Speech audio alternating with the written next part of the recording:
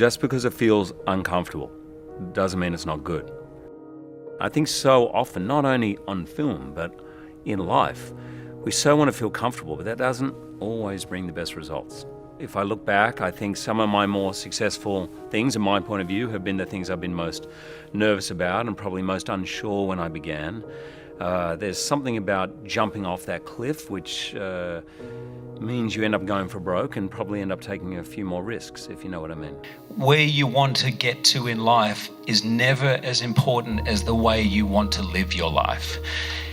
You suffer from a bit of anxiety when you're in front of the camera, but that you name your confident personality Frank. Yeah, oh my God. And your anxious personality Charles. What happened to me in film was it was random. It would appear sometimes, and that was something I'd never encountered. I understand if you're scared of heights, you're always scared of heights, but some days I'd be fine, and then some days I would just get nervous and then it'd get in my head. So I don't know if you guys know Anthony Robbins, you know, the motivational dude, yeah. Yeah, I mean, he does motivate. He's not really a motivational guy, actually. He's really quite brilliant in breaking down how we think, the patterns of behavior we have. And so I met him, we were mates. I never went to one of his workshops. We were just friends.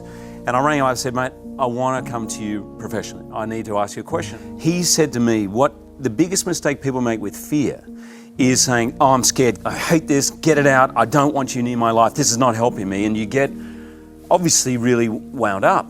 So he said, you've got to remember the times where you feel confident, name that character that feels scared, and as you're walking on a set, realize that the fear is good, that it got you where you are, that it makes you work. The fear sometimes actually goes, oh, I better work really hard on this film. So he said, that fear, embrace it, work really hard, and then on that day when you walk on set, Charles, thanks, but I don't need you right now. And then be frank. When the things most matter, you so desperately don't want to destroy it for being scared that you can really destroy it. Sure. When I hosted the Oscars, I was like, wow, man, this is 1 billion people. And I just thought, okay, whatever you do, just remember, you're a kid from Mooroonga in Sydney, you're hosting the Oscars, have some fun, you know? And luckily for me, those turning points, I've somehow always stuck to that idea of just having fun. I genuinely like to be friendly with everyone. In the Australian film industry, everyone talks to everyone, and if they're not making fun of you, then they really don't like you. So there's a problem. And I also, when I first went to America, I noticed there was an unspoken, and it's not, people tell stories of don't look this actor in the eye and all that. I've never heard that before, but there is a slightly unwritten rule of leave the actor alone, let them do their thing. It could be about process, it could be because of their style, I'm not sure. And I always try, literally on the first day, to break that down because I feel self-conscious in that environment.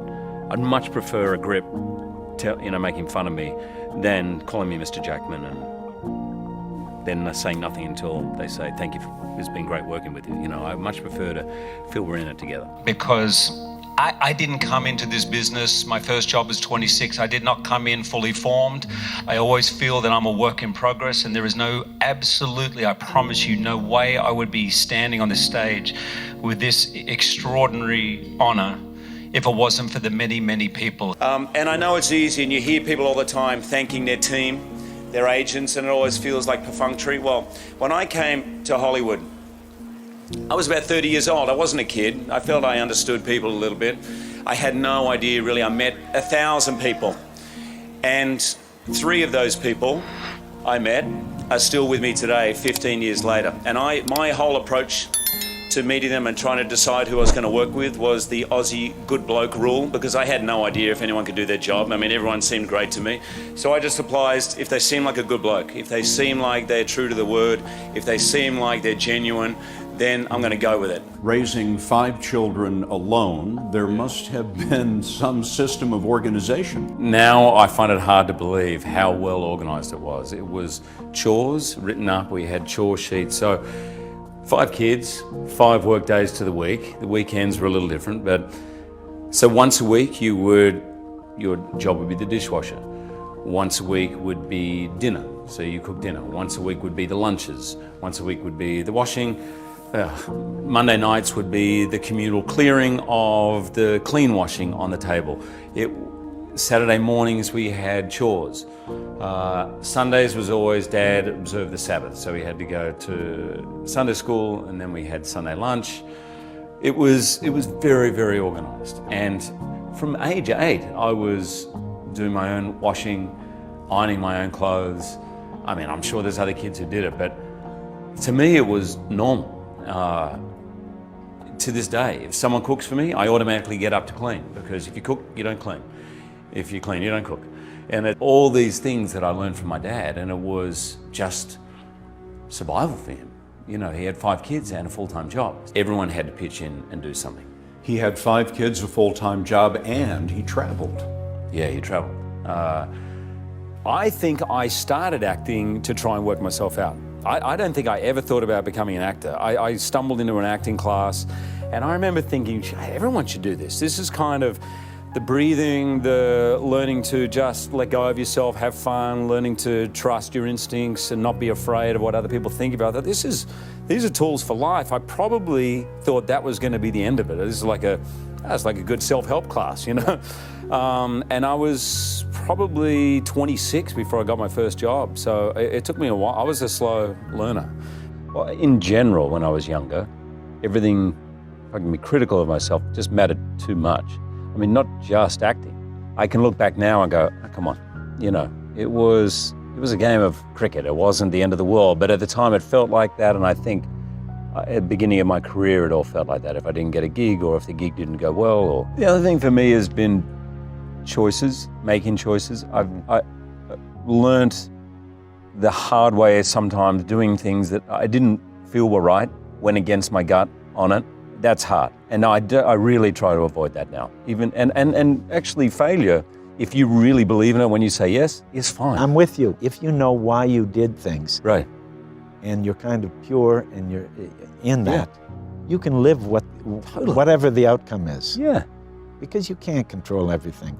Right. So you can only control your intention and your kind of, your good impulse, your degree of engagement. When you're free of the idea of the result, sometimes the engagement can run so much deeper because you're not preoccupied and thinking ahead. You're not getting ahead of yourself. You're doing this for this. It's a surreal experience. I'm a kid from a suburb called Wahroonga in the northern suburbs of Sydney. I have so many people to thank. I am incredibly, incredibly grateful. You've believed in me when I couldn't. You've loved me with a passion and a depth that I didn't even know existed, and I don't think I even felt that I deserved. You have pushed and encouraged me when I was scared to venture out. You have smiled me into smiling. You have sung me into singing. You have loved me into loving. And like everything I do in my life, I share this with you. I love you. Thank you all.